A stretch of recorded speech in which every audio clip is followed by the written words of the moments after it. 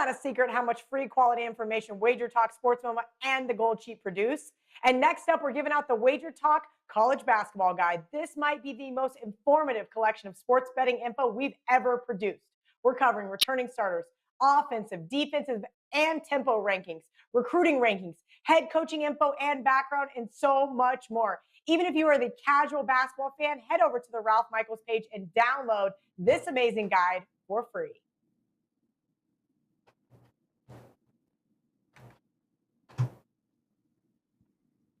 There we go. All right, guys, welcome in here on this December the 10th. It is Thursday. It's time for another edition of the College Basketball Tip-Off Show, powered by WagerTalk.com. I'm Raineri, joined by Ralph Michaels and Mr. Dave Koken. WagerTalk.com is where you can find them. And College Hoops card here today. It's a light card, but there are certainly some very intriguing matchups we're going to go over with you here today. A lot of Battle of the Wests, in fact, taking place. Long Beach State against the Dons of San Francisco. We'll cover that. We'll talk San Diego State, Arizona State, battle of the pace there. Portland taking on Oregon State, and North Dakota State taking on South Dakota State. We'll cover those games with you. But first, of course, congratulations, Ralph. Great 5% winner there last night on Richmond. Way to go, 2-0 night. Thanks very much. You know, it was a game they battled, and they did what they had to do. You have a team that has 4 seniors and a junior.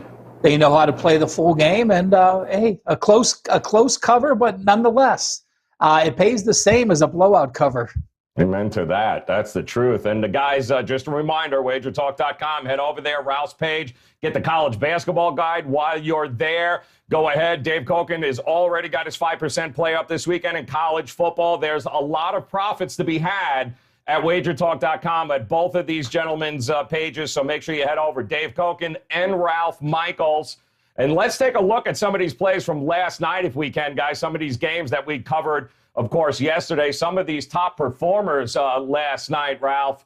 And, that list at the top, Xavier, Oklahoma, that was we all agreed that Oklahoma, we really did like this Oklahoma team. Weren't sure what we were going to get for Xavier, but what we got was an ass-whooping of sorts there, Ralph. Well, you're going to see it when we get to the biggest overs. We all like the over as well, and that was one thing we took out of it. So Oklahoma's going to push that pace. Fremantle with a big game with 28 points. Obviously Richard Washington with San Jose State played a smaller division foe. I threw that in there anyway. But, on that list right there, the learning moment move to take forward with you guys. Dave Koken yesterday talked about how improved and good this Wyoming team is. Marcus Williams putting up 30 points. And I'll tell you what, when you look at the box score, Wyoming blew out Denver by 23 points, and they only made 10 of 33 points, shooting 33%. The stat that jumped off for me, they forced Denver into 27 turnovers. Pretty impressive stuff there. That's exactly, Dave talked about that last night. Also, we talked a little bit about that Washington game last night against Seattle, too. Washington coming into that game 0-3. Not a very good squad, but neither is Seattle, thank goodness, Dave. So that was a double-digit blowout win. They were laying 11.5. What'd they cover? Like 20.5, 73-41. At least they got into the win column on that particular game. Well, they're supposed to against Seattle. Right. Seattle can't play. Terrible. Seattle had, in the middle 2 10-minute segments, they had a total of 11 points. So, you got to put the ball in the basket once in a while. It doesn't mean anything. Washington won, but it's just a game you cross off. They're supposed to win a game like that. We'll see what they can do when they face somebody better. We'll take a look at Oregon on Saturday. Some of those biggest biggest overs and biggest unders too, Ralph. That tells an interesting story. And the thing that stuck out to me was that Texas Tech game. It was for a while the first one to 40 looked like was going to be the winner in that game last night. It started out, it was all Texas Tech, and then they couldn't hit water if they fell out of a boat. Yeah, well, here's the point. We would all be rich if we know a team's going to lay 35 points and only score 50, right? So it's crazy. Be careful laying those huge numbers with a slow tempo team. I mean, that really is the lesson. All kidding aside, you really do need to be wary of those situations that having a team that's not going to push the pace, a team getting that many points doesn't have to do too much to cover. Providence TCU also on that list, guys. Another over for them, over by 15. And the unders, of course, there, Washington State, Idaho, Tulane, Southern Miss. It was a very interesting card. We pulled away, and I do want to mention, too, Dave, we talked about that Florida State game yesterday against Indiana. Went to overtime. Florida State made the last of the baskets there and came away with the victory. But did you see anything? Did you have an opportunity to pull anything away from that game? Is it exactly what you thought you were going to get? Yeah, pretty much. I think I said yesterday I leaned Indiana. Florida State's got the better athletes, but Indiana's probably got the better team at this point. But Florida State, I think, is going to get better as the season goes along. There's an awful lot of talent there. Certainly is. Joe, go ahead, two Ralph. things I want to bring up about yesterday's card. If you missed it on the biggest covers, I highlighted Arkansas Pine Bluff. They beat Arkansas straight outright as a 13-point dog. This is a team that is rated Ken Palm third last in all of basketball. They had 3 wins last year. They were 0-5 this year. So, keep an eye on them. Was it an aberration that they got the win, or perhaps are they a little bit better? And one last thing, Evansville snapped their 22-game losing streak. If you read the Evansville Courier yesterday, those players and those coaches were so excited to play this game because they had been in a couple close games and they lost. It actually saved me from going against Evansville. It's one of those times where, we read a lot of fake news and you don't know what to take out of it. But reading yesterday's Evansville Courier, I felt like Evansville was going to win that game. And their women snapped a 20-game losing streak on Saturday. The men snapped their 23-game losing streak last night. Go ahead, Dave. You were going to say something? Just on Arkansas State, they're no good. That one win was out of Division I, and I should have been on the game because bad teams, ranked maybe 250 or worse, they should never be laying double figures, basically against anybody. And but hindsight's 2020. I didn't play the game, and the games I did play did not work out. Furman was just brutal. I mean, just brutal. They fouled with 1/10 of a second left, and that's how I lost that game. And like you said, they called it. That's maybe even the more shocking part about it, is that somebody actually blew that whistle. But hey, today's a new day, guys. Weekend is just ahead. And again, Ralph, I didn't get a chance to ask you, what do you got going on today over at WagerTalk.com? I just have one play. It's a 4%. 4% college basketball plays, over 70% on the year. So it is an extra game. I want to make sure you guys can play those. So one of the smaller division games, 4% best bet. Get it now. And Dave, we told you, of course, also his 5% college football play is up, ready to rock and roll. Head over to WagerTalk.com. Let's dive into game number 1 here tonight of this short card, but some interesting games. We'll start with the, how about Portland? We'll start with the Pilots first here in this game. If I can get the right graphic up, there we go. We'll go Portland, Oregon State here. Oregon State laying 15.5. Total is 140.5. This is going to be, I believe, at the Gill Coliseum. And what can we say? I mean, Terry Porter, his 5th year now as the head coach of the Portland Pilots. They got a lot of, Ralph, I'll start with you. They got a lot of seniors. They got a lot of upperclassmen. They got some experience on this squad. How do you see this? Well, they can certainly shoot free throws, too. So what do you think of this Portland team going up against Oregon State on the road? Well, Joe, they have a lot of experience, but that experience wasn't here. They only returned 1 starter, and they only returned 25% of their scoring. And, I had mentioned this to Joe we came on the air. They returned a point guard that started 30 games last year, Chase Adams, and he didn't even win his job. He's coming in off the bench. So he went the JUCO route.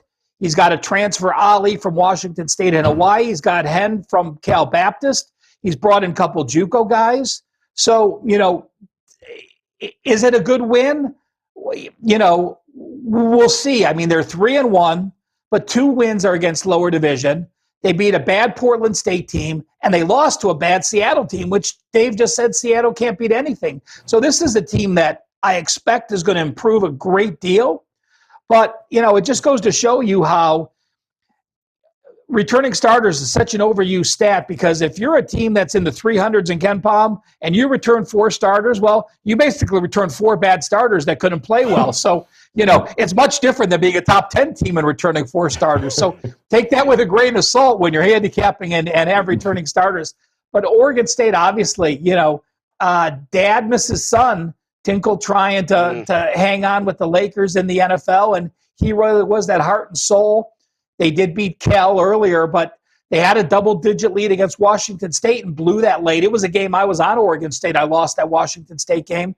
And then they lost to Dave's up-and-coming Wyoming team. So, yes, they need a feel-good win. Yes, I could see something happening like Washington last night against Seattle, but I'm just not in a position to lay it until they can find some scoring.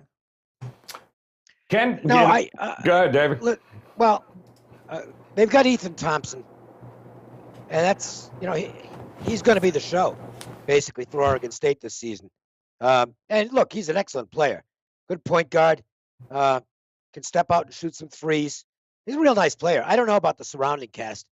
This looks like I think it's going to be a difficult year for Oregon State.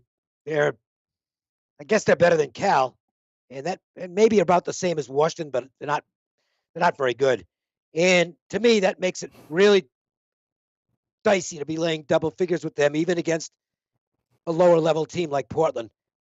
It's not a rivalry for Oregon State. It is, I would say, more of if you want to call it that, a rivalry for Portland, as they'd love to knock off a team for the Pac-12. If they hit their threes, they've got a chance. I think the line's too big. Ralph, too, we've talked about styles and pace here, 2 opposite ends of the spectrum, it looks like, on this game as well on the card tonight. You got Portland, likes to play up-tempo, Oregon State not so much. Do we look at this at that number at 140.5 and go, it's probably going to meet somewhere in the middle? I think you probably have a correlation, Joe. If you're you think Oregon State's going to cover, you like the under. If you think Portland's going to cover, you like the over. Yep. It's that game tonight, too, guys, I believe, tip-off. A lot of these games are late on the card here tonight. Well, 8 o'clock Eastern time, this will be one of the early games. We'll take a look at this South Dakota game, too, here, guys. This is an interesting one. The Bisons versus the Jackrabbits, in fact. We'll go ahead and get that one up there. San Diego State laying 3.5. San Diego, sorry, that's the next game there. South Dakota State, 3.5. Total is 143.5. In that one. And Ralph, wait a minute. Which game are we looking at here? This is going to be South Dakota State versus North Dakota State. Oh, okay. All right. The Summit League. Yep, the Summit League here. Rivals, Ralph, they split these 2 games last year, each holding home serve there like in their own home court. It's a short number. Listen, we got one team received an awful lot of votes to finish first in the Summit League, and then the other team not too far behind. South Dakota, the Jackrabbits, is the number where it should be, in your opinion, at this point? Well, this is unique. Because there's Summit League rivals that play each other twice. But these are not conference games. Right. What the 4 teams did, South Dakota State, North Dakota State, just decided, because we don't want to schedule other people and perhaps get the virus, we're just going to play a mini tournament where all 3 are playing each other in a neutral setting. So, great idea, but these are all non-conference games. KenPom has San Diego State, South Dakota State 1, South Dakota 2, North Dakota State 3, North Dakota 4. And I certainly can't argue that. Last year, South Dakota State was plus 4.5 at North Dakota State, and they covered that game. They only lost 71-69. When they hosted North Dakota State, they won 78-73, laying 3. Well, this year, not only does South Dakota State have 5 returning starters, they've got their top 8 guys back. Anyone that averaged over double-digit minutes are back. North Dakota State, while they were a 25-win team last year, return only 2 starters. Yes, it's a rival, but the situations, the way South Dakota State has played, you beat Utah State, you beat Iowa State, you beat Bradley. You lost to West Virginia, you lost to St. Mary's. I mean, you are playing a top 40 schedule right there. That has me believing they're going to be the better team with the top 8 guys back. 8 was a little too much for me to lay to make it an actual client play and bet it, but a certain lean to South Dakota State that if I was going to bet the game or lean a certain direction, the Jackrabbits are the only way.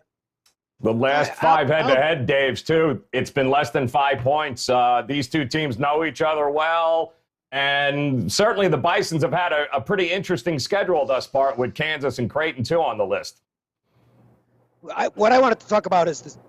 Look, South Dakota State saw a crazy game with Bradley. Their 2-point field goal percentage in the game was 12 for 33, which isn't good at all. I mean, 36% on twos is actually horrible. But they were 17 for 26. Absolutely incredible. 17 for 26 on threes. That's a bounce, okay? You're just not going to shoot that way on a regular basis. And they're a very good 3-point shooting team. But, 40% is really good. 17 for 26 is absurd. I think there's some bounce off that. And I think North Dakota State's going to give them a real battle tonight. It'll be a fun game, guys. That is actually 9 p.m. Eastern time, 6 p.m. on the West Coast there. South Dakota State taking on North Dakota State. Let's head out even a little further west, even further west than you guys out in Vegas. How about Long Beach State taking on the Dons at San Francisco? And this also is a big number here, Ralph. We got the Dons at minus 16 currently, over under 150.5. The Dons, a couple of pretty impressive early wins happening here. I believe they were slated to play Nevada on Sunday, and you noticed the way I said that, Ralph. But that game was canceled due to COVID-19. So what do you think of the Long Beach State San Francisco Dons matchup here? That's a big number to lay if you like the Dons.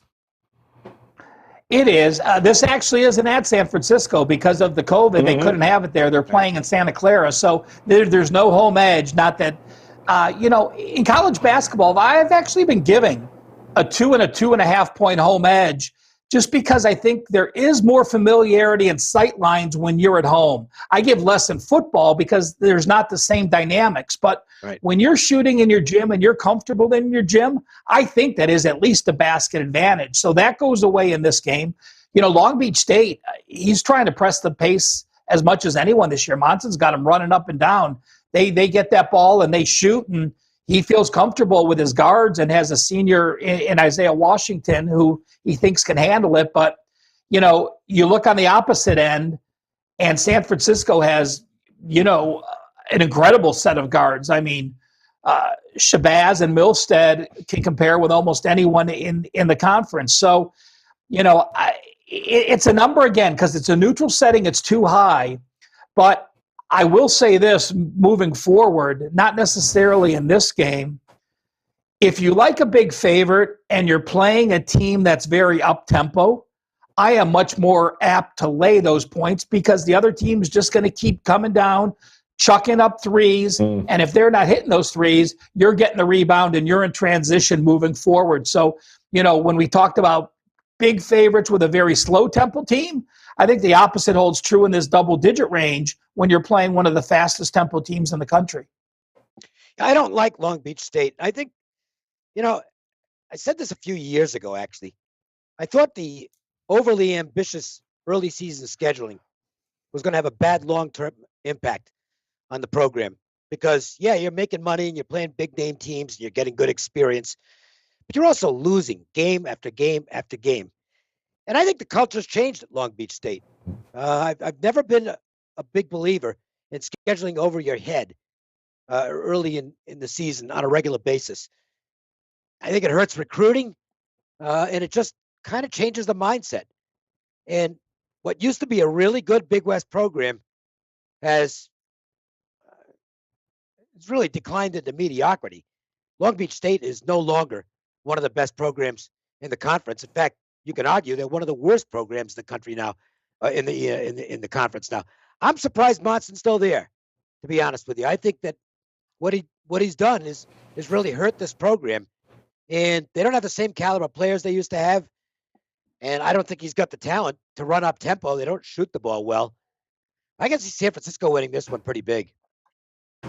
16 is the number. Last game, Long Beach State, they gave up a double-digit lead in the second half. They had to come back and hold on against Seattle of all teams, but the number is 16, guys, and that one's going off at 10 p.m. Eastern tonight, 7 p.m. Pacific. But I think a lot of people are going to be looking at this game here tonight as the game of the night, and that's going to be the Arizona State Sun Devils taking on San Diego State in this one. Current number sitting right around that 2.5 mark.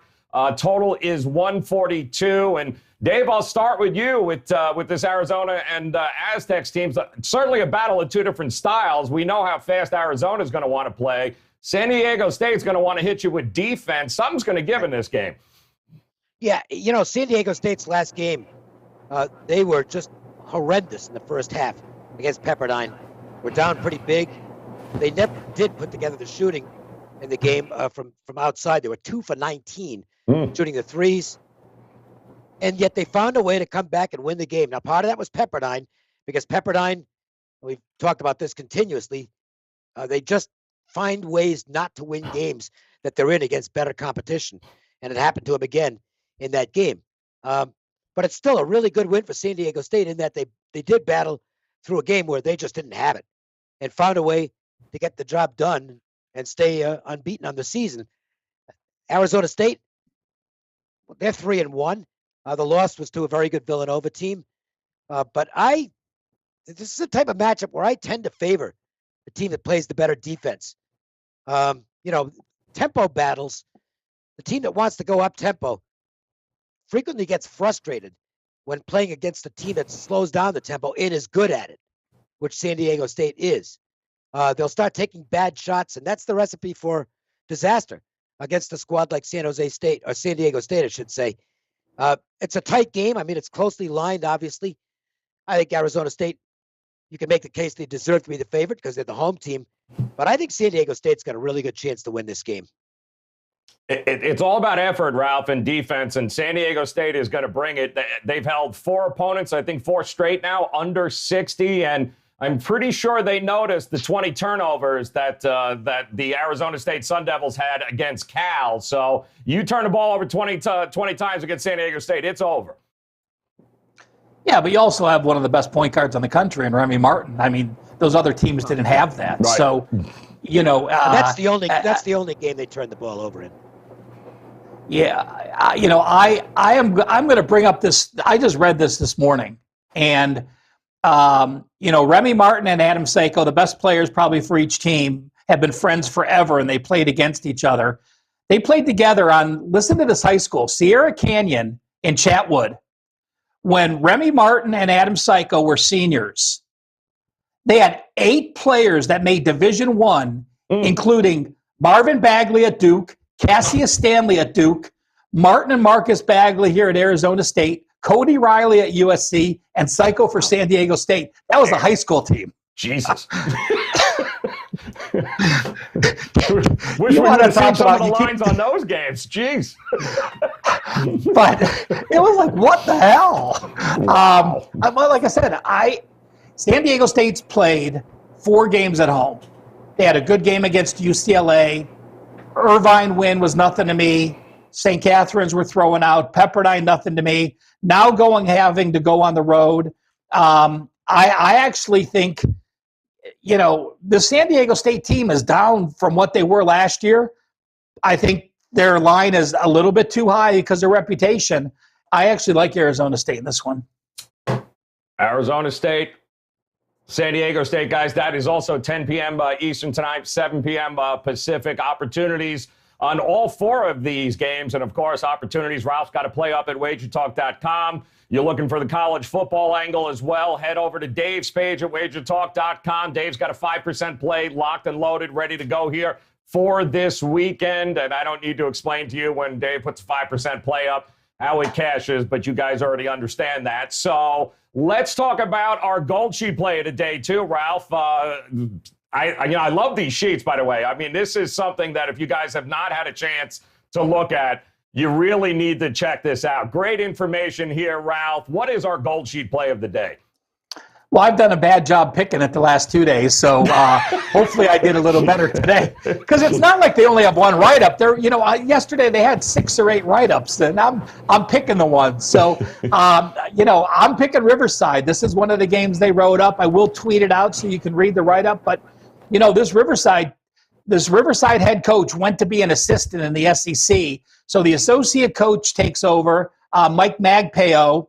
He's the first head coach in Division I of Asian Ascent, and they lose to Pacific in their opener. Then all of a sudden, they blow out Washington by 15, and then they beat Denver by 21. They're very slow-tempoed. They have a lot of JUCOs and a lot of transfers. He is so excited about this team. He thinks he's really going to be second rung in the Big West. He really thinks he's close enough to do that. And Northern Arizona, it's what are we going to get? We don't know. You have a 43-point loss to Arizona on the road, and that's the only game you've played. They played that 3 days ago. So, the gold sheet play of the day is UC Riverside minus I think they're laying 4.5 or 5 against Northern Arizona. Yeah, the line is, it's a curious, very curious line movement in the game. This game is open 7 or 8. 6, 7, or 8, depending on where you look. And the money's come in on Northern Arizona, which is a little bit surprising. I would say that I have to qualify that as sharp money. It doesn't mean it's going to win, okay? Because, sharp money maybe wins a little more than public money, but it's not that big a difference. But I found the line movement to be curious in that game. I'm seeing 2 points, Dave, to your point across the board. Opening up at 7, I'm seeing 5s across the board in a few places now, too, as well. So interesting movement for sure there. Total hovering around 128 right now. Let's go with you, Dave. Let's talk about some of the other games. Again, limited card here tonight, but was there something else on the card here that caught your eye? No, I didn't play anything in basketball tonight. I'll call it. I don't bullshit anybody, so I'll call it straight. I absolutely suck in college basketball right now, so I'm going to take a day or 2 off and try and regroup. Wouldn't be shocked, though, if we saw San Diego State win this game here tonight. Ralph? Well, but I'm not betting. Oh, no, I know that. Absolutely, yeah. Clear. I am Absolutely. not betting any college basketball tonight. Ralph, on the other hand, is coming off a 5% winner. It was actually easier than it looked. So he's your go with right now in college basketball. Yep. And Ralph, no pressure here, man. Don't suck. No, yeah, like I said, it's so funny, guys. I went like 0-5 on a 3-day span last week, and everyone said, what's wrong? What's wrong? Well, I've just 6 straight winners now. It's just college basketball. There's going to be a couple days where you just have some bad breaks, and this is a season that I'm going to have 250 or 300 plays. To have an 0-5 in there, you're going to have plenty of 6s and 0s and 7-0s. So hopefully I extend the 6-0 to 42-0 and have something really nice. But that'd be cool. In the card as I'm looking, in the card that I'm looking, I printed off the lines last night when I started doing some of my work, and Riverside was -7, -7.5, and -8, like Dave said. And that was at my power rating number, so it wasn't a play. Now it's down to 5. I'm actually going to reevaluate with a 2.5 or a 3-point difference from when I was looking at the number. So I'm going to use it here on the show, back the gold sheet, and hopefully break the gold sheet streak of 0-2 with me picking the wrong plays. And I'm even going to read some more just to make sure Riverside doesn't have some injuries or COVID situations and that move the line. But again, when you have a brand new head coach, you learn coach speak. Is he blowing smoke up our butt, or is he a guy that talks legit? And you don't know with a first-year head coach until you mark down some things that he said and look to see if they came to fruition. So we have a first-year head coach, and I don't know. But I'm certainly excited reading what he has said the last few days, the way his team has progressed. So I'm going to buy into it for right now with an asterisk next to it that I have to reevaluate. And I'm going to give Riverside out here. There you go, guys. And again, limited card, loaded card tomorrow. Of course, we'll be back here Dave Koken, Ralph Michaels, myself. We'll get you ready for the card then. But in the meantime, Ralph's got to play up right now. 4% at WagerTalk.com. It is it's in the other card, right, Ralph? It's not part of the main card.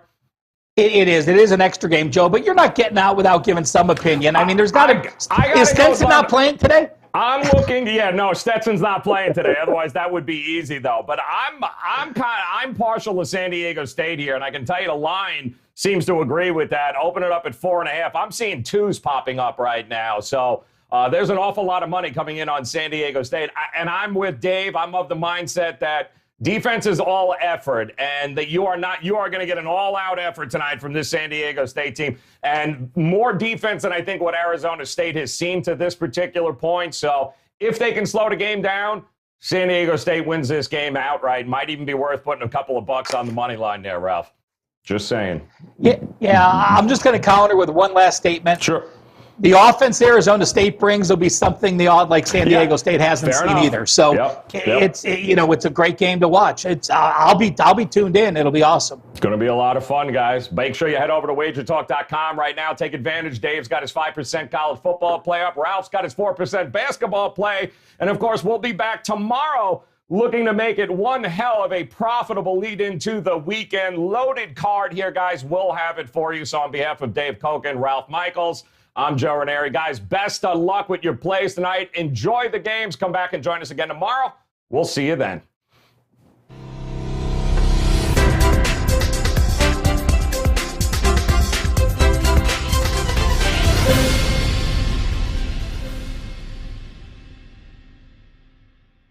It's not a secret how much free quality information Wager Talk, Sportsmoma, and the Gold Sheet produce. And next up, we're giving out the Wager Talk College Basketball Guide. This might be the most informative collection of sports betting info we've ever produced. We're covering returning starters, offensive, defensive, and tempo rankings, recruiting rankings, head coaching info and background, and so much more. Even if you are the casual basketball fan, head over to the Ralph Michaels page and download this amazing guide for free.